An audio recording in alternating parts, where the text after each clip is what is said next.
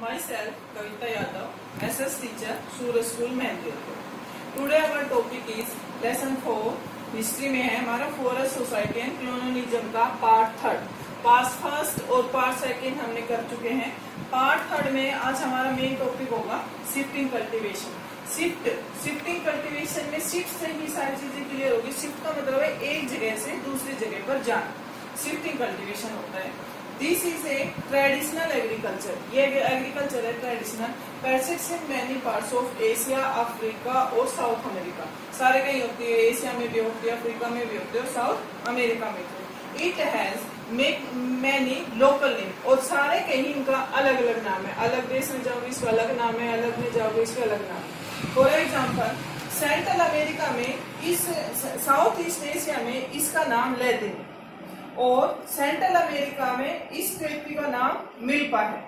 Africa में जाएंगे तो इसका नाम चितमनी और तभी है. दो नाम से जाना जाता है.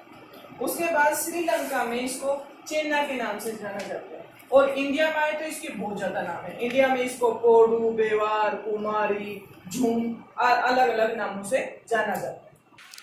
अब हम पढ़ेंगे कि शिफ्टिंग कल्टीवेशन क्या होता है. Shifting cultivation part of the forest. Shifting cultivation में जो पार्ट ऑफ द फॉरेस्ट है, जंगल का हिस्सा आर काट दिया जाता है एंड बर्न या जला दिया जाता है. काट के जला दिया जाता है.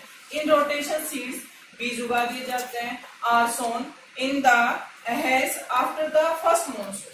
फर्स्ट मानसून की जो बारिश हुई इसमें बीज उगा दिए जाते. And the crops is harvested. फसल को काट दिया जाता है बाय अक्टूबर एंड नवंबर. यहाँ तक ये तो हमारा शिफ्टिंग कल्टीवेशन. उसके बाद क्या होता है, such plot are cultivated for a people of year and then left. उसको छोड़ दिया जाता है. उसके बाद फॉलो फॉर 12 to 18 ईयर्स, 12 और 18 साल के लिए, for the forest to grow back, ताकि वहां पर दोबारा जंगल उग जाए.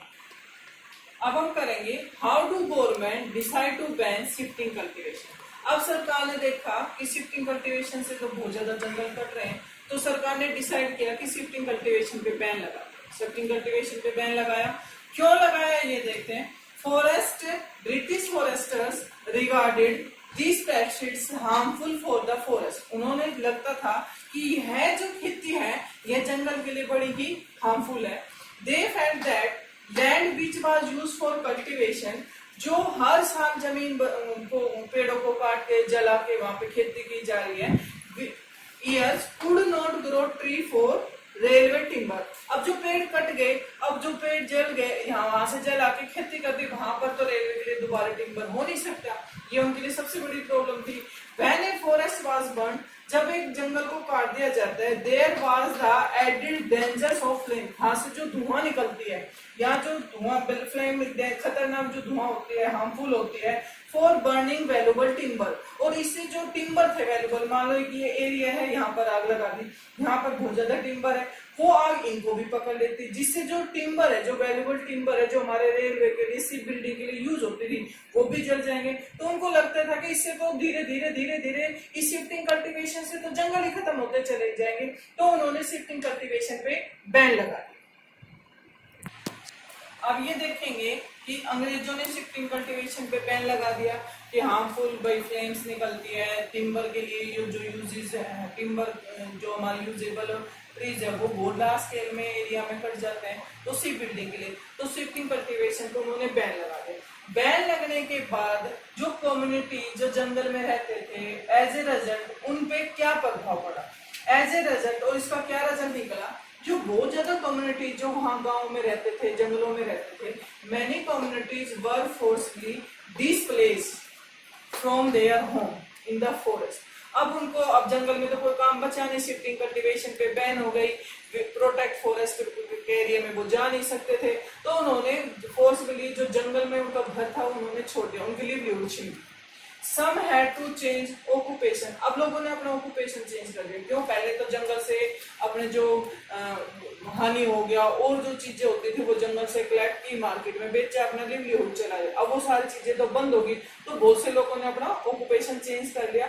While some resistance through large and small rebellion. और कुछ जो थे ना वो उन्होंने छोटे छोटे और बड़े बड़े अंग्रेजों के खिलाफ विद्रोह शुरू कर दिए. सम पीपल, कुछ लोगों को इसका फायदा भी हुआ शिफ्टिंग कल्टीवेशन में बैन होने से। उनके लिए क्या हुआ, फ्रॉम द न्यू अपॉर्चुनिटी, नए रास्ते आ गए, नई अपॉर्चुनिटी आ गई, that had open up in the trade, उन्होंने अपना व्यापार करना शुरू कर दिया। अब ये सारा टॉपिक था हमारा शिफ्टिंग कल्टीवेशन पे कि शिफ्टिंग कल्टीवेशन होता क्या है, शिफ्टिंग कल्टीवेशन का दूसरे देशों में क्या क्या नाम है, शिफ्टिंग कल्टीवेशन में क्या क्या होता है। उसके बाद शिफ्टिंग कल्टीवेशन पे अंग्रेजों ने बैन लगाया, तो उनका लगाने के पीछे क्या कारण था। अब बैन लग गया तो शिफ्टिंग कल्टीवेशन के बैन लगने से लोगों के जीवन पर क्या क्या उसका इफेक्ट पड़ा जो वहां पर जंगलों में रहते थे। यह हमारा पार्ट 3 था जिसमें हमने शिफ्टिंग कल्टीवेशन पढ़ा। Thanks, have a nice day.